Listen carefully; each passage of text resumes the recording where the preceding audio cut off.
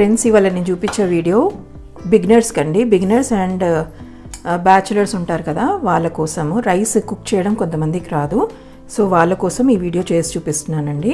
నేను ఈ గ్లాస్లో రైస్ తీసుకుంటున్నాను. సో ఈ గ్లాస్ నిండా నేను రైస్ తీసుకున్నాను కదండి. మీరు ఏ గ్లాస్ అయినా తీసుకోవచ్చు. చిన్నది తీసుకున్నా ఒక గ్లాస్ రైస్కి 2 గ్లాసెస్ ఆఫ్ వాటర్. ఇలా నేను 2 గ్లాసెస్ తీసుకుంటున్నాను. రైస్ నిండుగా తీసుకుంటున్నాను.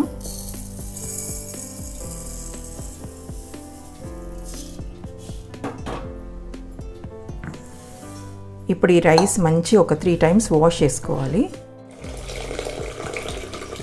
సో మనం రైస్ 2 గ్లాసెస్ తీసుకున్నాం కదా, దీంతో సేమ్ గ్లాస్తోని 1:2 అనమాట. అంటే 1 గ్లాస్ రైస్కి 2 గ్లాసెస్ ఆఫ్ వాటర్, అంటే టోటల్ 4 పోస్తున్నాను నేను.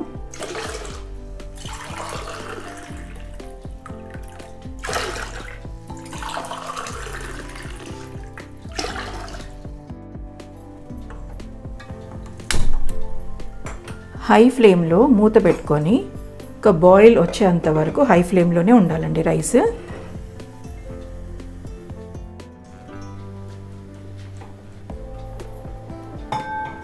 ఇప్పుడు రైస్ ఇలా బాయిల్ అవుతుంది కదా, ఒక్కసారి మిక్స్ చేసుకొని ఇది ఫ్లేమ్ మనం సిమ్ టు మీడియం పెట్టుకోవాలి.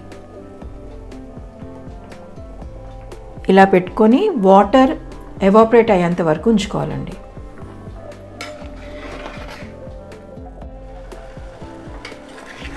ఇప్పుడు ఇలా దగ్గరికి అయింది కదండి.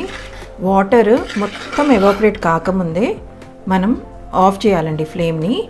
అది ఆ వేడికి, ఇది మట్టి పాత్ర కాబట్టి వేడికి రైస్ మంచిగా ఉమ్మగిల్లి పొడి పొడిగా అవుతుంది.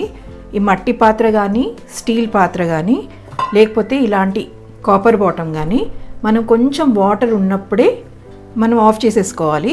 ఆఫ్ చేసుకుంటే మంచిగా అవుతుంది రైస్, లేదంటే మాడిపోతుందండి. సో కొంచెం వాటర్గా ఉంది కదా, ఇలాంటి స్టేజ్లో మనం స్టవ్ ఆఫ్ చేసేసుకొని మూత పెట్టేసుకోవాలి.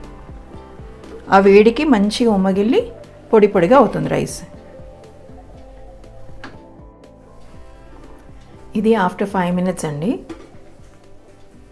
చూసారా రైస్ ఎంత పొడి పొడిగా అయిందో, అడుగంటకుండా మాడకుండా పర్ఫెక్ట్గా అయిందండి. ఇలా చేసుకోండి, చాలా ఈజీగా రైస్ కుక్ చేసేసుకోవచ్చు.